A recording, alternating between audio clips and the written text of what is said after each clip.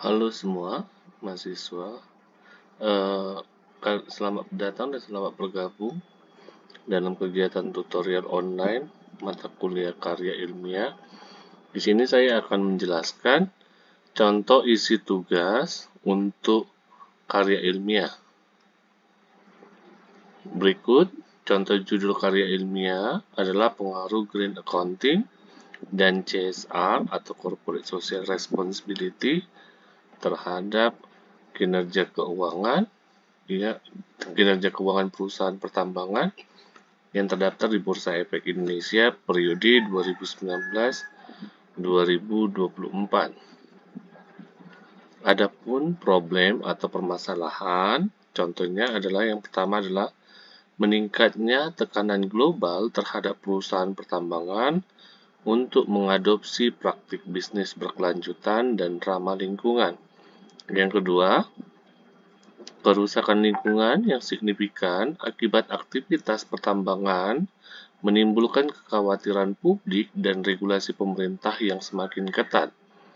Yang ketiga adalah ketidakjelasan hubungan antara implementasi Green Accounting dan CSR dengan kinerja keuangan perusahaan pertambangan di Indonesia. Yang keempat adalah inkonsistensi hasil penelitian sebelumnya mengenai dampak penerapan Green Accounting dan CSR terhadap profitabilitas perusahaan. Di sini untuk mengukur kinerja keuangan perusahaan dengan menggunakan profitabilitas maksudnya ya, makanya terhadap profitabilitas perusahaan.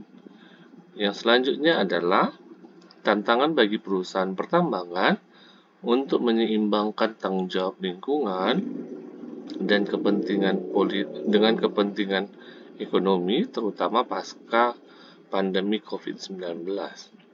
Itulah mengenai problem atau permasalahan yang terjadi di lapangan.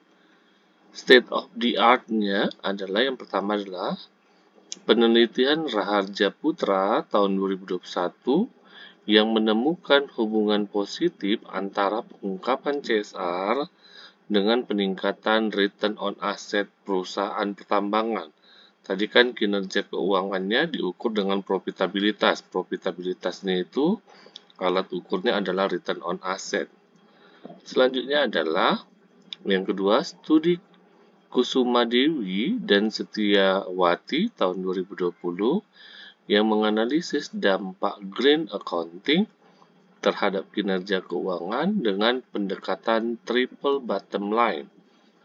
Yang ketiga adalah penelitian Handayani et al. 2022 yang mengembangkan kerangka pengukuran efektivitas Green Accounting pada industri ekstraktif di Indonesia.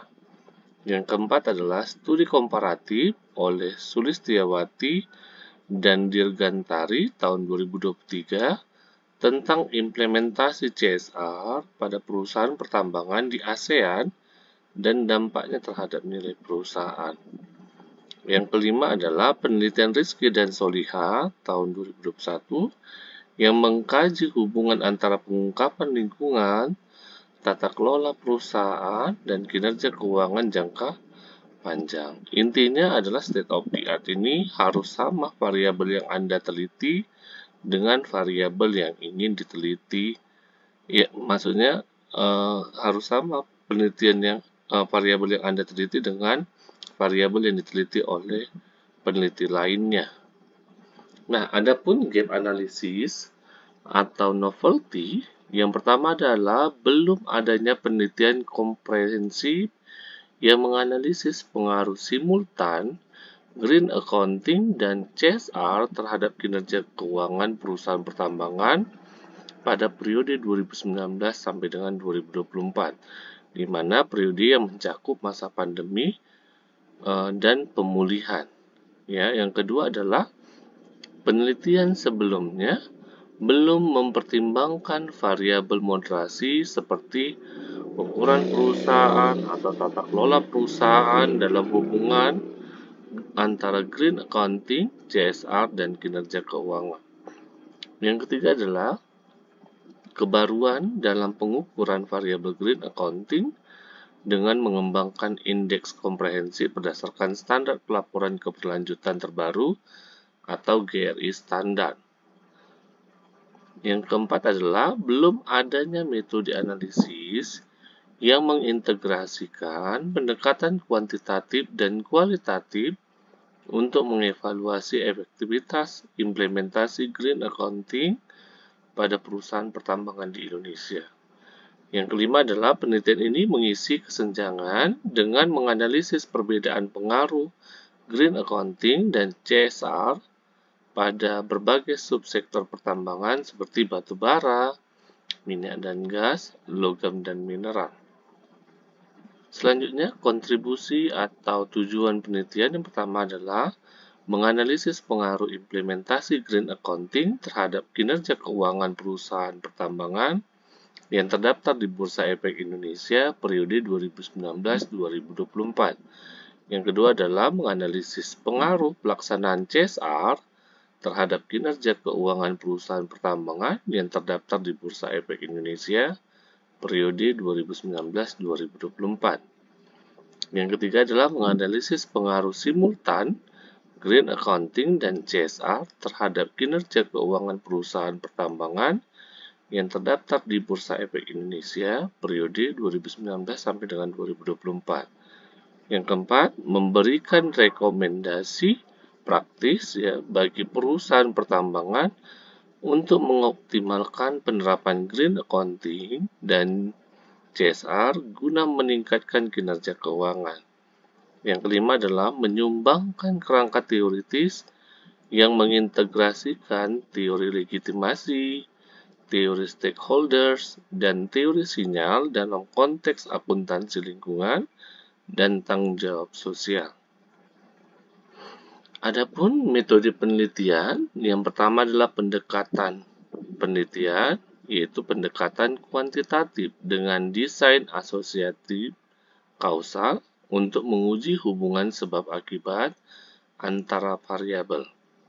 Yang kedua adalah populasi dan sampel, di mana populasi adalah seluruh perusahaan sektor pertambangan yang terdaftar di Bursa Efek Indonesia periode 2019 sampai dengan 2024, yaitu berjumlah 68 perusahaan.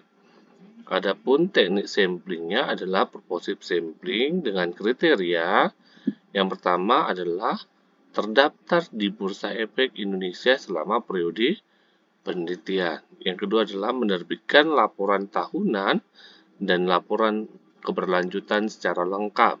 Jadi kalau ada yang tidak lengkap laporan tahunan dan tidak lengkap laporan keberlanjutannya, maka akan dikurangi sampelnya. Yang ketiga adalah tidak mengalami delisting selama periode penelitian. Di sini yang ketiga variabel penelitian, di mana variabel independen adalah green accounting yang diukur dengan indeks pengungkapan lingkungan yang tadi GRI G4 ya, dan CSR diukur dengan GRI standar. Ya, di mana variabel dependen adalah kinerja keuangan diukur dengan return on asset boleh, return on equity boleh, dan Tobin skew pun juga boleh. Jadi pilih salah satu atau ketiga-tiganya dipakai juga tidak masalah untuk mengukur variabel dependennya.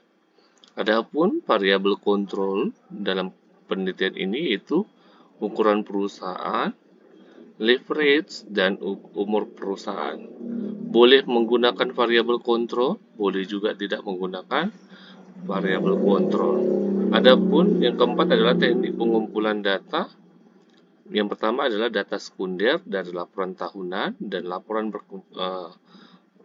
tahunan, laporan keberlanjutan, dan laporan keuangan perusahaan. Yang kedua adalah studi dokumentasi untuk menganalisis isi laporan keuangan. Yang kelima adalah teknik analisis data. Ada statistik deskriptif untuk menggambarkan karakteristik data.